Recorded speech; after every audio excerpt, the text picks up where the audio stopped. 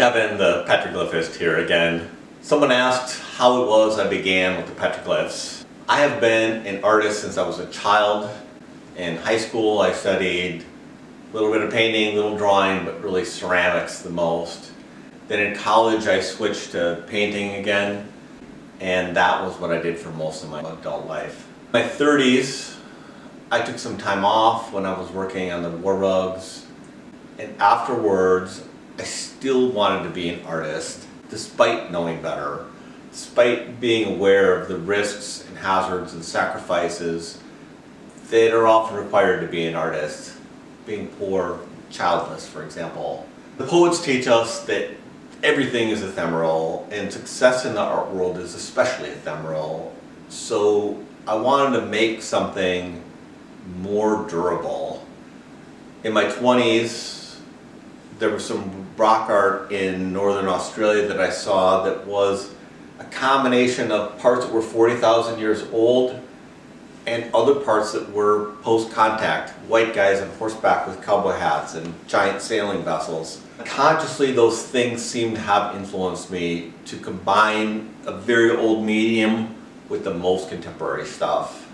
Set out and searched the city high and low on my bike looking for rocks. I found a deserted part up in Sugar Hill in northern Manhattan at the bottom of this great cliff where people had been dumping stuff for who knows how long. There was parts of cars, mattresses, hypodermic syringes, all kinds of garbage.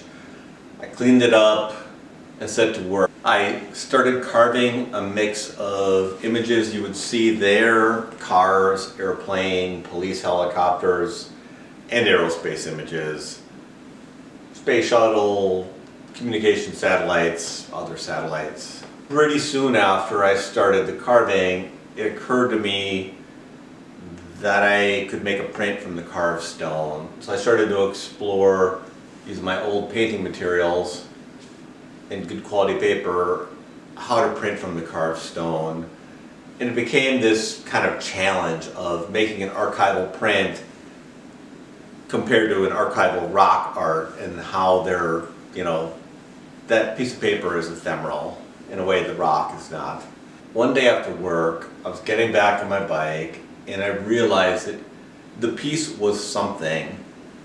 It wasn't a contemporary art object, it wasn't vendable or sellable, but it would have an audience at some intervals, and that was a motivation.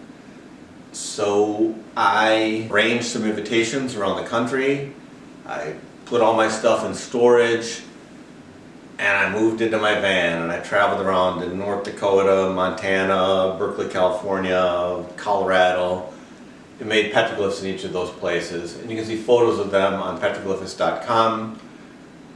Thanks for the question, thanks for tuning in, and stay tuned for more reports from this adventure.